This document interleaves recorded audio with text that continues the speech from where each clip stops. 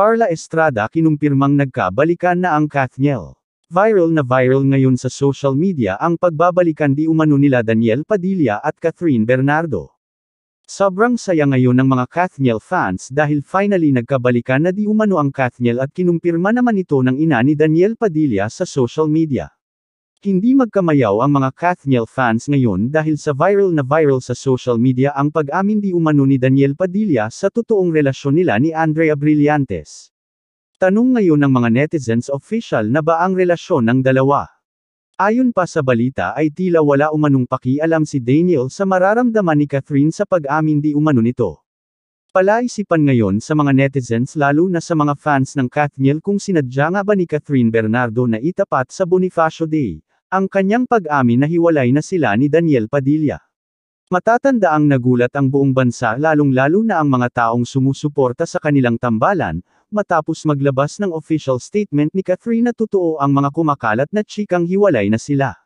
Chapter closed. I hope this finally helps all of us move forward, pagkumpirma ni Catherine sa kanilang breakup.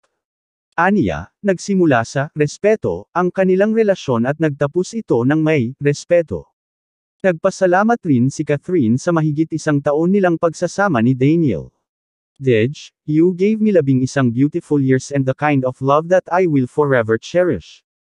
I will always be grateful for you, saad ng kapamilya actress. Samantala, sinabi naman ni Catherine na hindi na siya mag-e-entertain pa ng mga tanong ukol sa kanilang paghihiwalay.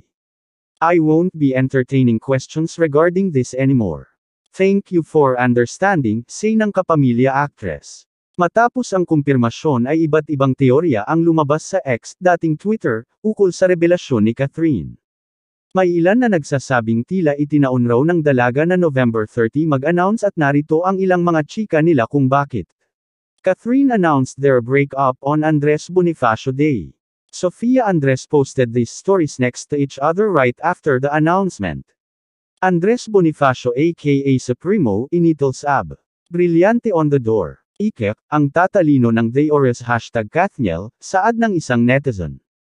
Say naman ng isa, ang orihinal na dakilang Supremo ay nasapawan ng isa pang Supremo. Kota na si ab ngayong taon. Andres Bonifacio yan wag nang mag-isip ng iba pang pangalan. Catherine Bernardo announced Kathniel's breakup on November 30. Ab. Andres Bonifacio's B-Day. Dij was part of Bonifacio's movie, Lahad Naman ng Isa. Parehong abang Andres Bonifacio at Andrea Brillantes kaya baka nga sa petsa na ito talaga nakatadhana ang pagiging official ng hiwalayan ng Kathniel. Chores. Pero aminin mo, apektado ka rin, sabi naman ng isa.